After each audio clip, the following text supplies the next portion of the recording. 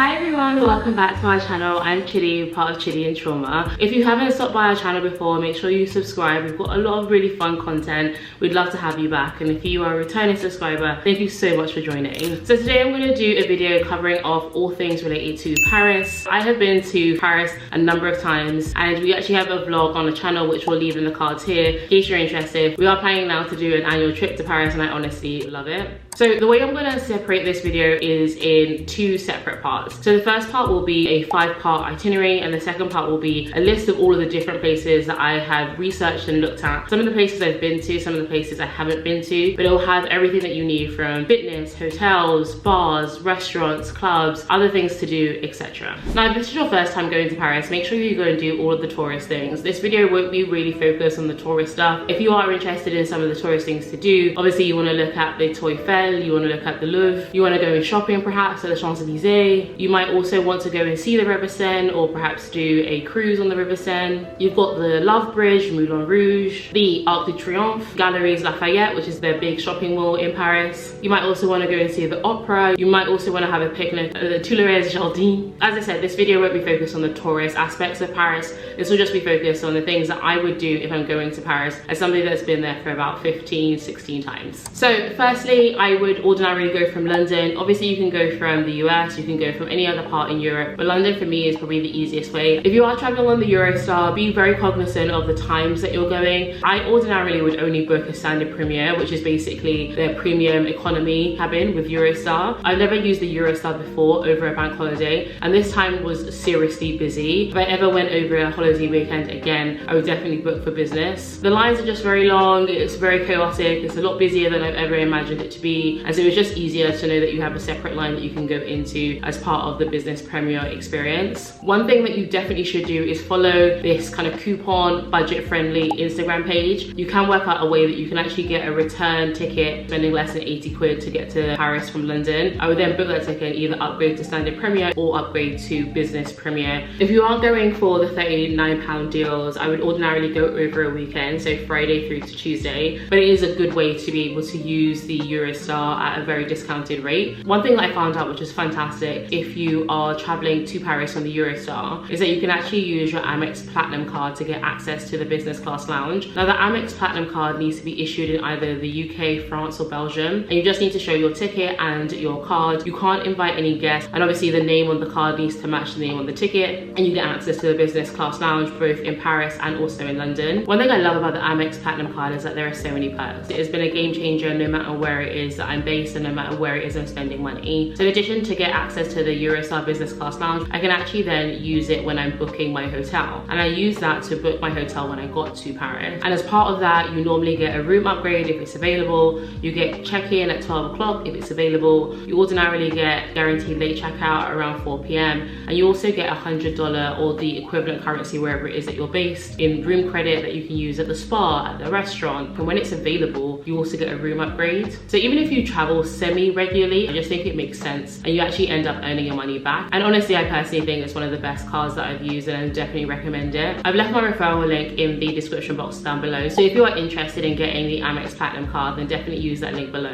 You get 30,000 points, and that is enough for you to get an economy flight from London to Lisbon, so a long haul flight twice. You can get that within those 30,000 points, so it's a fantastic deal, honestly. Anyway, back to the whole itinerary. So you're leaving London, you're going to Paris. I would not recommend any other hotel other than the Grand Powers. If you are going, definitely ask for Sophia, Leandra or Lucy. They were fantastic while we were there. You get glasses of champagne for as much as you can drink. There are pastries normally that you can have there. There are fruit. They just have a fantastic idea about what it is hospitality means, and I have never had a bad experience at the Grand Powers, and honestly could not recommend them enough. Just to let you know, it is incredibly well located just behind the Champs-Elysees, so then you can also go to a number of different restaurants, a number of different hotel bars in and around the area. And personally on day one I would go to the hotel bar at the Four Seasons, and you can go into their bar. They have a really nice dark aesthetic bar that we went to, and the drinks are super lovely there. Customer service is A1. So now we're into day two. Day two is for shopping. You wake up, go downstairs, get a glass of champagne or an iced tea or whatever tickles your fancies, and then head out and go and do any of my designer shopping just because of the tax-free. You gotta make sure that you carry your passport with you. If you are hungry and you want something more substantial, you can can also decide to go over to Correct, which is a viral coffee shop, and get their hot chocolate. If you don't want to go all the way over to Trocadero, you might also want to go to Giraffe, which is another amazing restaurant that you can go for brunch, for breakfast, for lunch, for dinner, and it is a fantastic place. And during the summertime, they actually have the outside open, so you can get a fantastic view of the Eiffel Tower. Once you've done all of that, I would then go to vintage shopping, and I actually would recommend two places: Old Fashion Club and then also Valet Vintage, which are the two places that we went to shopping this time round. But if you are looking for some vintage pieces, there were some decent deals. There just wasn't anything that tickled my fancy, and those are the two places that I would go to. Then once I finished the vintage shopping, I'd head to Rue Saint-Honoré, which honestly, from my perspective, is the best place in Paris to do designer shopping. Honestly, could not recommend it enough, and definitely would recommend that area to be the best place for you to go and shop. Then once I finished shopping at Rue Saint-Honoré, you can either go to have drink. There's Buddha Bar, which is in the same vicinity, but you may also want to go for dinner, and I would suggest you go to dinner at Coco. Make sure you make a reservation, and that's honestly a fantastic place. They have a good show there, and also the food is pretty good there. Or you might just want to go and get drinks at the Bulgaria Hotel. They have a restaurant, a lounge area, a cafe. Again, the service is great and the ambiance is very pretty. Then the next day is day 3, which would be a Sunday for us, and I would actually go and get another glass of champagne downstairs, another set of pastries downstairs at the Grand Palace Hotel,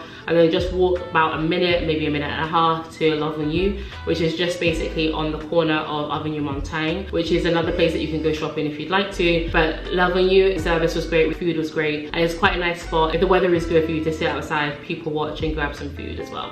And personally, I would go for a spa day. I personally have only gone to the Dior Spa, and the Dior Spa is at the Hotel Cheval Blanc, which is basically the White Horse Hotel. It's near the Pont de Neuf, and I really like that spa. Again, the service is fantastic. The facial I got there was phenomenal. For the Dior Spa, you actually can't get access to the facilities unless you're a member, or unless you are staying at the hotel, and the hotel runs you in at about $1,000 to about $2,000 a night. I've also had recommendations at the Four Seasons Spa. I think at the Four Seasons, if you are getting a spa treatment, you do have access to the facilities, so something just to toss up there, but both are phenomenal.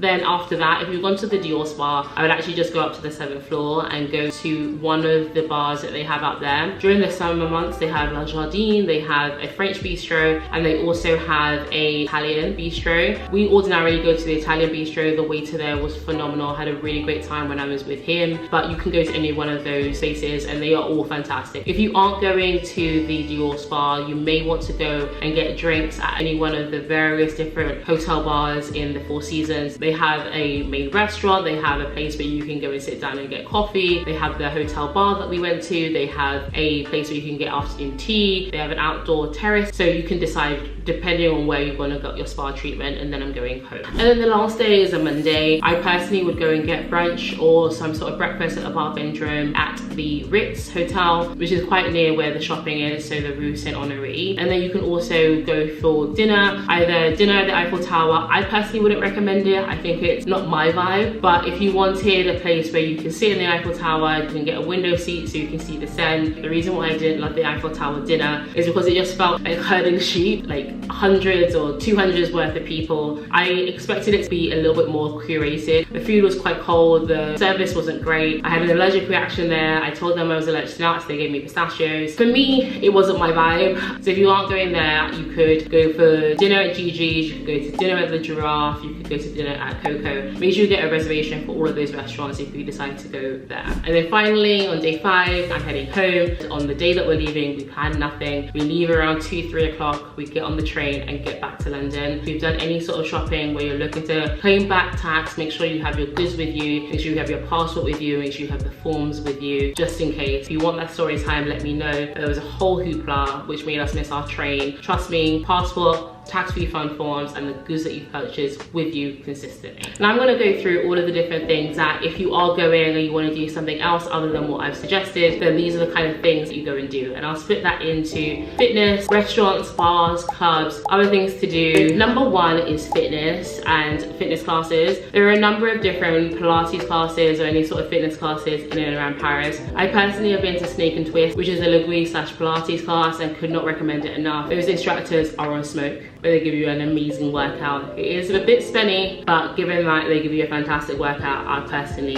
quite like it. If you're going for a long time, you can do 5 classes for 150 euros. Then there are other places that are gyms, and so if you wanted to have like a full service gym, there are 3 other places that I've seen recommended on TikTok. One is called Lausanne. There are 3 different branches, but it's very close to Equinox, and so it provides you great service. They give you AC, free towels and free water. Apparently water machines isn't really a thing in Paris gyms, so just FYI, if you're looking for any of those, then just be aware of that. And Lausanne also allows a day pass, and that day pass is 50 euros. Then there's also the Blanche Paris, and then La Sauce, and those are all really great full service gyms. Then moving on to hotels, there are so amazing hotels in Paris. You can either go to the Four Seasons, the Bulgari. I personally would only recommend the Grand Powers. It's a fantastic boutique hotel. They have fantastic service, the rooms are great, the decor is great, and I have never had a bad experience there.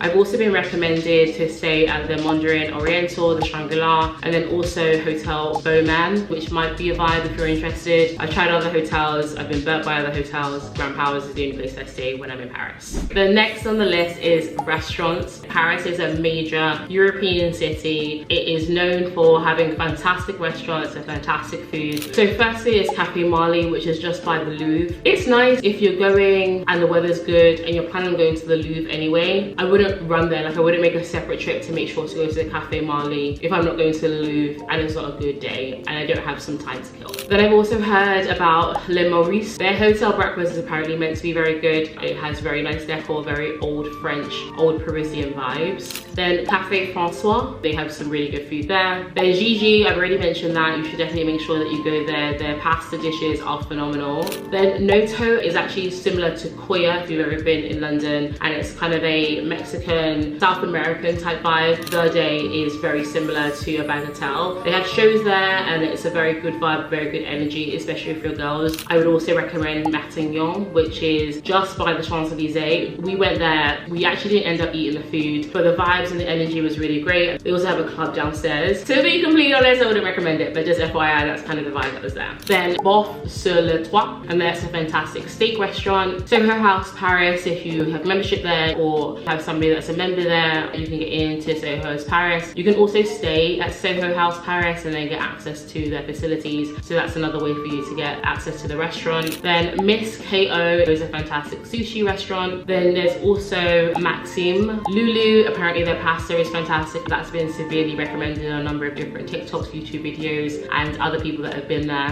The Trembleu, now this was one place I've been recommended a couple of years back. I haven't really seen it on people's stories or YouTube videos recently, but at least circa 2023, it was one of the places to go. It was a place that you could go and have food inside an actual train station. Then you have Les Ambries, which has a great view of the Eiffel Tower. L'Occine de Louvre, which has a fantastic brunch, which is only 49 euros. Comes out in an almost afternoon tea style vibe. Then Hotel Potts, which is similar to the Hotel Potts in New York and then also in London. They also have a branch in Paris, similar type of vibe and similar type of decor, ambiance, hospitality, customer service. And those are all my recommendations for restaurants. A number of these restaurants actually turn into bars as well, and so if you aren't able to go and get a lunch or dinner reservation there, maybe suggest you go to the bar and get the vibe in the evening. Great, now the next section will be focused on bars. There are a number of different bars that you can go to in Paris. As I mentioned, a number of the different restaurants actually turn into bars in the evening. Places that I've been to personally are the Sky Bar, which is in the Pullman Hotel, and it has a really great view of the Paris skyline and then also of the Eiffel Tower, and it's a relatively affordable spot. And you can also go to the 10 Seal, which is in the same spot as the Pullman Hotel. It's just a different part of the hotel. For both of those, make sure you have reservations. Both of those have minimum spends. Then you also have the 2 Hotel, which has a skyline view of Paris and also the Eiffel Tower. You have the bar on top of the Dior Spa that I've already mentioned, the La Jardine, Bar Celeste, and then L'Augusteria. There's Spotnik, there's Calamantara, there's Buddha Bar, there's Bar Un, Bar de Muses, there's the Monac,